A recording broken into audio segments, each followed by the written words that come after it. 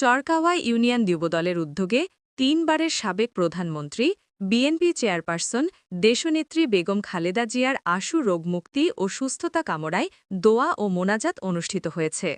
শুক্রবার চরকাওয়ার ১ নং ওয়ার্ডের চৌমুখী কেন্দ্রীয় জামে মসজিদে জুম্মা নামাজ শেষে এ দোয়া মাহফিল অনুষ্ঠিত হয়।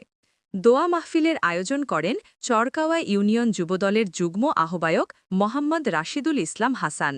সঙ্গে ছিলেন মোহাম্মদ বেল্লাল হাওলাদার ও মোহাম্মদ সোহেল হাওলাদার সহ বরিশাল সদর উপজেলার চরকাওয়া ইউনিয়ন যুবদলের নেতাকর্মী। মাহফিলে দেশনেত্রী বেগম খালেদা জিয়ার দ্রুত আরোগ্য, জাতীয় শান্তি, সমৃদ্ধি ও দেশের কল্যাণ কামনা করে বিশেষ মোনাজাত করা হয়। তার সুস্থতা কামনার জন্য তার সংগঠনের লোকজন আজকে মাওলা দোয়ার অনুষ্ঠানের আয়োজন করেছে। রব্বুল আলামিন দেশনেত্রী বেগম খালেদা জিয়াকে আপনি সুস্থতা দান করিয়েন। যতদিন দুনিয়ার হায়াত আছে তার দ্বারা দেশের খেদমত এবং দেশের শান্তি বিরাজ করে দিয়েন। তার দরিয়াতে লোকজন আছে মাওলা এই দেশটাকে প্রিয় দেশ হিসাবে সেবা করার তৌফিক দিয়েন।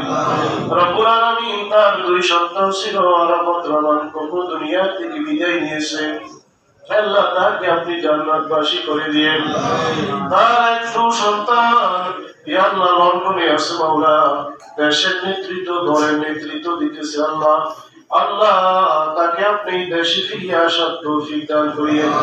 সকল ধরনের আল্লাহ ষড়যন্ত্রকে আপনি নিঃশেষ করে দিয়েন। এই দেশে আসিয়া সত্যতে আল্লাহ দেশের নেতৃত্ব দেওয়ার তৌফিক দিয়েন। রব্বুল আলামিন শহীদ জিয়াউর রহমান তার জন্য আমরা সকলে দোয়া করি। এই দেশে অনেক উন্নয়নমূলক কাজ করেছে আল্লাহ, দেশ প্রেমিক ছিল আল্লাহ, তাকে আপনি জান্নাতবাসী করে দিয়েন। রব্বুল আলামিন দলের ভিতরে যত ভুল ত্রুটি আছে আল্লাহ সবাইকে সংশোধন হওয়ার তৌফিক দিয়েন। হে আল্লাহ আমরা যারা হাত তোলন করছি আপনি আমাদের সকলের দোয়াকে কবুল করে নেন।